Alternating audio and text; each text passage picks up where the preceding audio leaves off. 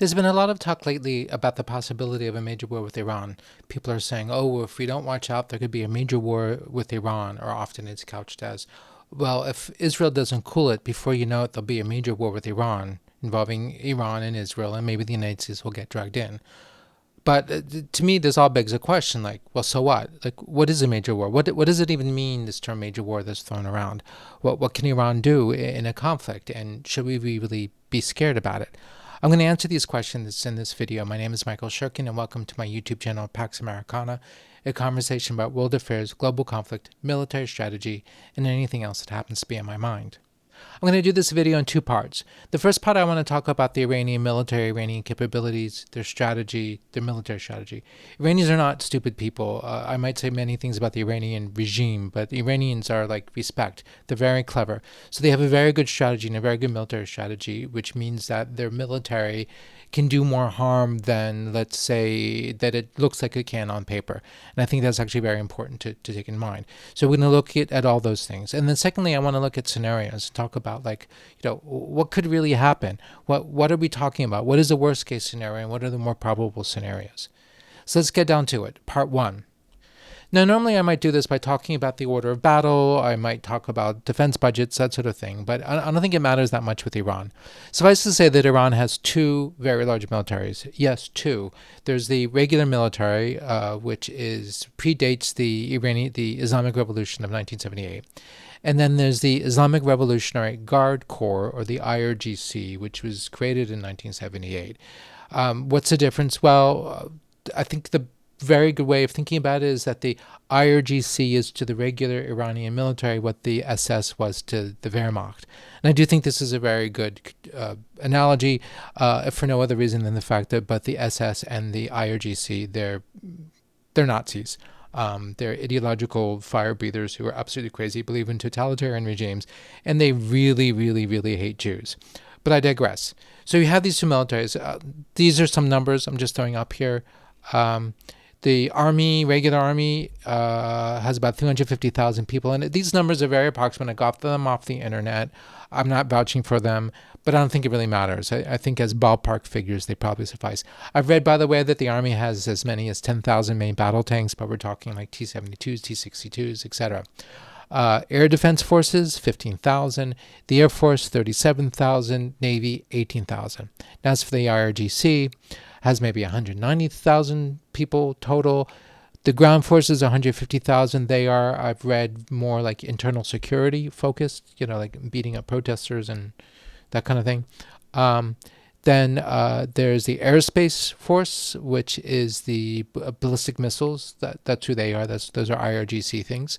Then we have the Navy, the RGC Navy, which has 20,000 people in it. And then the Quds Force, which has about 5,000 people in it. What's the Quds Force? Quds Force, terrorists, basically, and they're people who work with Hezbollah and other Iranian proxies. Not the best people. So, okay, if you look at the armies look massive, but I don't think they're relevant here to any kind of plausible war scenario that we might have in mind.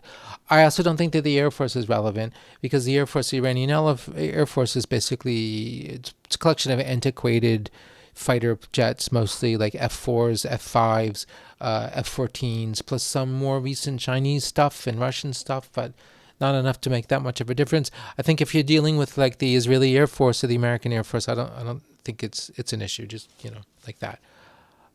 But that doesn't mean though that they have nothing. So that leaves, in fact, the ballistic forces, the two navies, and the Quds Force, and all of this adds up to something really potent and something really scary. Now, as I said before, the Iranians aren't stupid. They know what they're up against. They know how limited their resources are. And so what they've done is they've developed a deterrence-based military strategy that, to cite a recent report from the Office of Naval Intelligence, makes use of a symmetrical doctrine intended to exploit perceived enemy weaknesses, increase the cost of war for potential adversary, and diminish its enemy's will to fight. So they can't win, but what they can do is cause a lot of pain and make people think twice about getting into a fight with them in the first place, and then regret it once they've already begun the fight. That's kind of the approach. Now, the main components of Iran's defense strategy, and again, I'm paraphrasing the Office of Naval Intelligence report, are the ballistic missiles, the naval forces, and the proxies in the region. Now, each of these potentially provides the means to target Iran's regional neighbors and military forces that are based in the area. Like, think about all the Americans who are on bases in Qatar and Saudi and Kuwait and Iraq and Syria. All of them are vulnerable. And of course, there's the Strait of Hormuz and the Persian Gulf and all the oil infrastructure that's in the area. All of this means that Iran can, at will, wreck the global economy. So basically what Iran does is it protects itself by holding people hostage by means of missiles, by means of its proxies, and also by means of the threat to the oil infrastructure in the global economy and the commercial shipping. The Strait of Hormuz is like the global economy's jugular vein, and the Iranians basically are holding a knife to it. This is really serious. This is, in terms of deterrence value, this is a really big deal. I mean, look at what they're doing with the Houthis. The Houthis are lobbing missiles at shipping in the Red Sea, and it's having profound effects on the global economy at almost no cost to Iran. So it's really great. That's also what Hezbollah is. Hezbollah is nothing more, nothing less than a gun that Iran's been holding to the head of Israel, saying, like, hey, if you come after us, we're going to flatten northern Israel and Tel Aviv because we have this gigantic missile array. And I think by and large it's worked, that you can see that the Israelis have been reticent to do anything major to take out Hezbollah because they're afraid. But however, recently the Israelis have decided that enough is enough, and they're kind of calling Iran's bluff. And they are doing serious damage to the deterrent capability that Hezbollah represents. But that's what Hezbollah is. Let's turn to the Iranian navies and Iranian naval doctrine. I think this is really important. So let's see what the Office of Naval Intelligence says. It says the IRGC naval strategy, because it's more the IRGC Navy than the normal Navy, is an extension of Iran's national defense strategy, which seeks to deter a maritime attack, if possible, rapidly escalate if deterrence fails, and to wage a protracted war if necessary. That will hurt. Fundamental to the strategy is the exploitation of geography and the use of asymmetric doctrine to combat a technologically superior force, specifically the shallow waters of the Persian Gulf, the narrow waters of the Strait of Hormuz. All these afford the IRGC and the Navy several warfighting advantages in some of the world's most important waterways. The IRGC Navy believes it can overcome enemy defenses in these confined waters by using different types of small and mobile weapons systems together, or by using its capabilities in unexpected ways. Missiles, lots of missiles, some at coastal, some of them from boats. A lot of these are high-speed boats.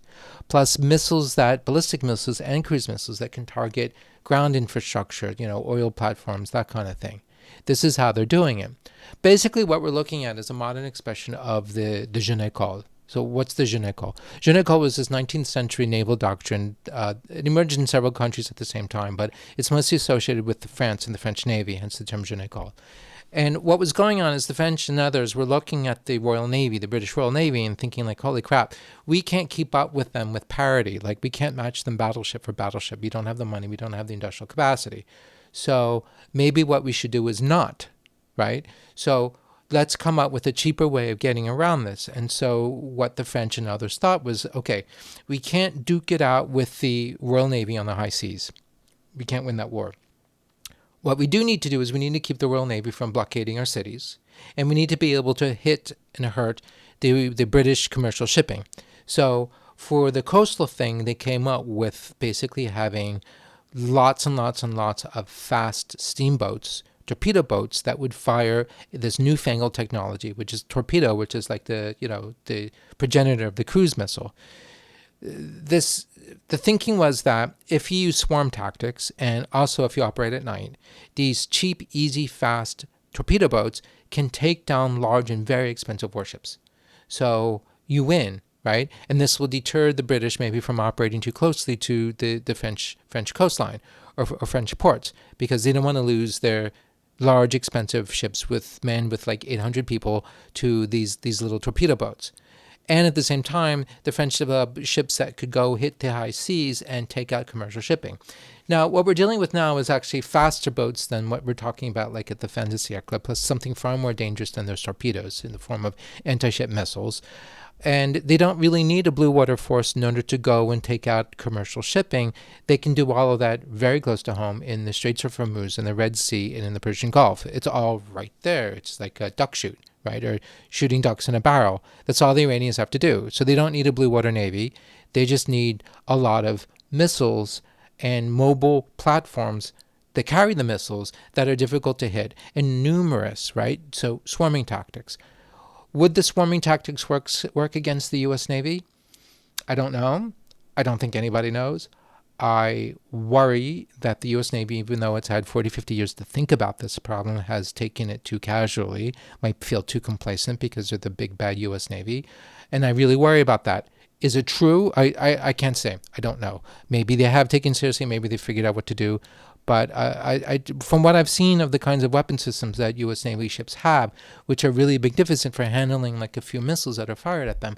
But if you shoot 100 missiles at them, and if you're going at them with all these speedboats, they'll take down a few, but then they'll just run out of interceptors. Now what are they going to do? And yeah, they've got those phalanx, those close support things, but how soon before they run out of ammunition? I don't know, and I'm very worried about that. And frankly, I think it'd be unwise even to have any U.S. naval vessels in the Persian Gulf if there's a real crisis, because I think that they are very vulnerable. But that's my naive opinion. Okay, so now we need to talk about Iran's missile arsenal. Since the Iran-Iraq war, Iran's been investing heavily in missile technology. It's bought many from abroad. A lot of their stuff is basically North Korean, but they have developed their own technology so that a lot of their missiles are homebrewed or heavily adapted from the original imported thing. But either way, the important thing is that they have a lot of these things. They have two basic kinds of missiles. They've got cruise missiles and then ballistic missiles. In both, they have different flavors. We're talking short range, medium range, long range. We also have things that are designed for homing in on ships. So you have anti-ship missiles or ground targets or air targets. How accurate are these things? I don't know, but I suspect that the accuracy is improving all the time. The attacks on Israel recently suggested that they are not super accurate, but kind of like they'll get in the right vicinity, perhaps, but not necessarily strike the target. But they get better. So just some examples. There's the Abu Mahdi long-range anti-ship cruise missile, which reportedly has a range of over 1,000 kilometers. Then there's the Sumar, a cruise missile based on the Russian Kh-55 that reportedly has a range of 2,000 to 3,000 kilometers. And then you've got all sorts of missiles, ballistic missiles, tactical things called the medium-range ballistic missile, or missiles, which can hit Israel, even parts of southeastern Europe. Mostly, though, what this arsenal is good for is ravaging the oil infrastructure in the Persian Gulf, hitting U.S. bases in the entire region, hitting U.S. allies like Saudis or Qatar and ally, Bahrain, making life unpleasant for them, and, of course, hitting Israel. Iran hopes that all of this forms something of a deterrence capability. The recent events have suggested that Iran's not too worried, perhaps because of the strength of Israel's anti-missile defense system. And this is very important. If you stop being afraid of a deterrence capability, it's no longer a deterrence capability. And that should probably worry the Iranians. I also want to add that with the missiles, Iran has apparently gotten very good at protecting the missiles underground. A lot of the stuff is underground, and also putting them on mobile platforms. It makes them hard to reach, hard to locate, hard to get. Also, before I leave the subject of deterrence, you also can't forget Quds and terrorism. Iran is not above international terrorism, and so they have this capability. This is part of the deterrence capability. The fear that if you tangle with Iran, they're going to start blowing stuff up. Like what? Well, they've blown up our embassies, at least twice. They've blown up Israeli embassies. They murdered a very large number of Argentine Jews by blowing up the Jewish community in Buenos Aires. What's to stop them from doing that again? Like from Jewish community centers all over the world blowing up, or embassies blowing up, or diplomats being captured and taken hostage, things that Iran has done in the past. Honestly, nothing. So this is part of the deterrence that Iran brings to bear in a major war. Okay, now, so part two. Let's talk about scenarios, and let's talk about, what does this all mean? Iran does not pose a significant conventional military threat that would worry the U.S. or Israel. They can't beat us in a war. What they can do is they can make life so unpleasant that you might regret fighting them. And that's really what they're oriented towards doing. So let's talk about the things that they could do. They could trash the global economy by shutting down the Strait of Hormuz and sinking a lot of ships in the Persian Gulf. That's absolutely possible. They could bomb targets in the region, like they could go off to Saudi and UAE and Bahrain. Would they do that? I don't know, but they could. They could theoretically drag those neighbors into war, although I really don't think it's likely. I mean, they could theoretically drag Turkey into a war, but I don't think that's likely. I'm not really worried about that. I am worried about them sinking U.S. Navy ships in the Persian Gulf, trashing the global economy, committing acts of international terror, like blowing up embassies and Jewish community centers. All those U.S. bases all over the region are fair game for all those ballistic missiles and cruise missiles. And then, of course, is Israel. How much more? I mean, so the big ballistic missile attack that happened recently against Israel didn't appear to do a whole lot of damage. But I don't know, and I don't think many people really know if that means what? Was Iran not trying that hard? How much more do they have in their inventory? Maybe they're just testing. They're trying to figure out more about the limits of the Israeli missile defense capabilities, like what does it take to saturate them, etc. So I don't think the apparent inefficacy of that attack should encourage anybody to be complacent. These are all very serious threats. For the Israelis, I think it's important to basically try to signal that they don't care. In other words, they will not be deterred, so they're going to go ahead and do things anyways, which I think is fair and probably appropriate, because it's better that than acting as if you're afraid, which is what the Israelis actually have been doing for quite a while, at least since the 2006 war. So is a war a good idea? There's not an easy answer to that, and I think a lot depends on what are you trying to achieve. So, one thing that people have said, you see this on social media, people would love the idea of knocking out the Iranian regime, and I think that would be pretty awesome. But how do you actually do that? And I think the idea that, like, if you weaken the regime, that suddenly there'll be this popular rebellion and everybody will turn against it, I think that's extremely naive. And how would you even know that? And based on what? Based on that something like some fool like Shalabi did with Iraq, where he whispered all these things into the ears of people in Washington, and then they got all convinced that this was true. Maybe it's true, but I wouldn't want to bet on it. There's also a question of, if you weaken the regime, or you try to weaken the regime, or do something like take out the Iranian economy by taking out the oil infrastructure, does that weaken the regime, or does it cause people to rally behind the regime? And I think unless you can answer that question, you shouldn't maybe do it. There is a question of going after Iran's nuclear weapons program, which I do think is probably a really good idea, to be honest, because I think letting them have nuclear weapons is a really terrible idea. But, big caveat here, I don't know if it's even possible. And what I mean by that is, remember, I said the Iranians are smart. And, when you compare it to, let's say, Iraq, which had its nuclear weapons program, basically was a reactor, which the Israelis could bomb. No more reactor, no more weapons program. Same thing happened in Syria, what was that, about 10 years ago? Iran hasn't done that. Iran's nuclear stuff is dispersed. It's deeply underground. It's hard to find. It's hard to get. And even if you could bomb it, would it do any good? Right? Would your bombs reach it? Can you hit it without nuclear weapons? And those bunker buster type bombs, like, are they good enough? Does it do the job? There are a lot of questions there that I don't know the answer to, and I suspect the vast majority of people don't have the answer to. I'd like to think that people in the U.S. government, like folks at the CIA, have the answers to this, or folks at the DIA, or people in the Israeli military know what they're looking at, know what the objective is and what the capabilities are. Because I feel like that's one of those things where like they say that if you're going to aim at the king, like take a shot at the king, you need to get it, like you need to hit them. Like if you're going to take a shot at Iran's nuclear weapons program, you'd better be damn sure that you're going to pull that off. But if they were to try, I don't think that's a crazy thing to do. I think it's actually very reasonable, with this big caveat of, is it plausible? Now, is it plausible? Doable to me is almost an empirical question that I don't know the answer to, because I don't know. You'd have to know the characteristics of where this stuff is buried, and how deep is it, and how much rebar, and what kinds of missiles and bunker busters, and I don't know these things. But hopefully somebody does. Hopefully somebody who actually is in position to make a difference does. Other things that might make sense in terms of limited military capabilities, limited military strikes. The obvious things that it would come to mind, like if I were Israel contemplating a reaction to the ballistic missile attack, would be just completely taking out Iran's air defenses and just making sure it's just not an issue anymore, taking out their Air Force, making sure it's not an issue anymore.